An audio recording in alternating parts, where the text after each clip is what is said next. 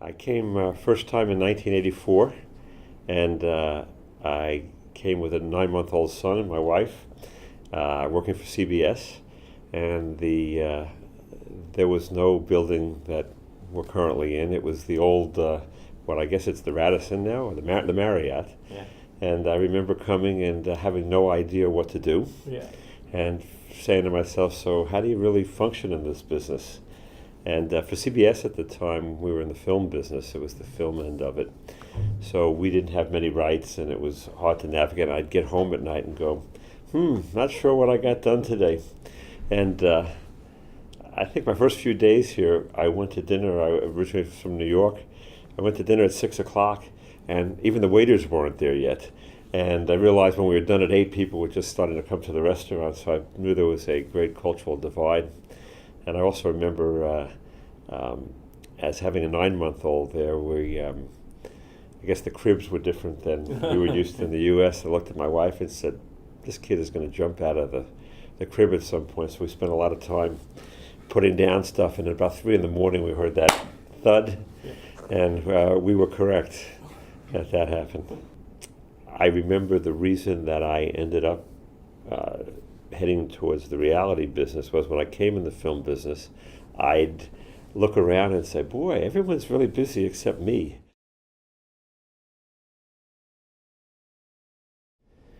I think it's funny, if you ask in the U.S. who Reeve Ghosh is, until the last few years, I don't think anybody would have known what Reeve Ghosh was except for maybe some talent agents and some producers who placed programming. But in the international market, Reeve Ghosh started in 1994, and the founders really kind of hit a sweet spot where the business was much different, but they were able to build Reeve Ghosh into a brand. So for me, coming from a film business background, looking at that business in 2003 when I got involved with it, it really was a good brand name. And my job was to take it from what they built into a way to interface with what I thought the future was going to be. I would say the most exciting thing for me probably in my business experience, including the film business, was watching something like The Dog Whisperer, which we brought to market, and it did not come out and be a grand slam, or it wasn't a big hit to start off with. This was a show that started out in maybe 2004 and had a couple of channels, and it wasn't necessarily successful first. And each year we'd get a few more, and eventually in about year 3 or 4, it started to hit critical mass. And when it started to hit critical mass, there's really nothing more satisfying than taking what's a unique show that really probably hadn't been seen before, and having an idea when you started it that it could be something, and then seeing other people accept it and having it do well.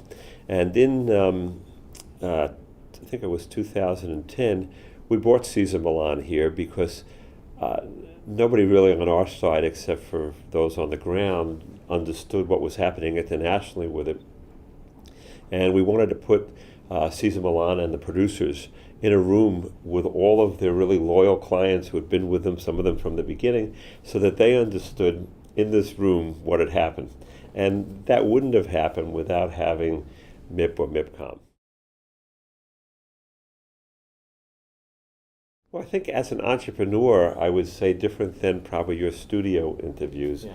There's a small group of entrepreneurs that are very interesting. Yeah. Pedro Leda, the company Darrow Pay, Andre Rashad, they've figured out how, going through good times and going through bad times, how to create a business. And part of that, which I think is key, is they're very likable, they're honest, their customers come to see them even if they don't want to buy something, and most importantly, they understand the market, they listen to their clients, and they use that in order to be successful with their business. Well, it's funny, we look at it as, I don't like to take somebody out because I'm trying to do business with them. What I like to do is, if in the last market or during the period between the market, we've had a very successful business experience where both sides have been happy, I like to go out and have a social evening so that we get to know each other better.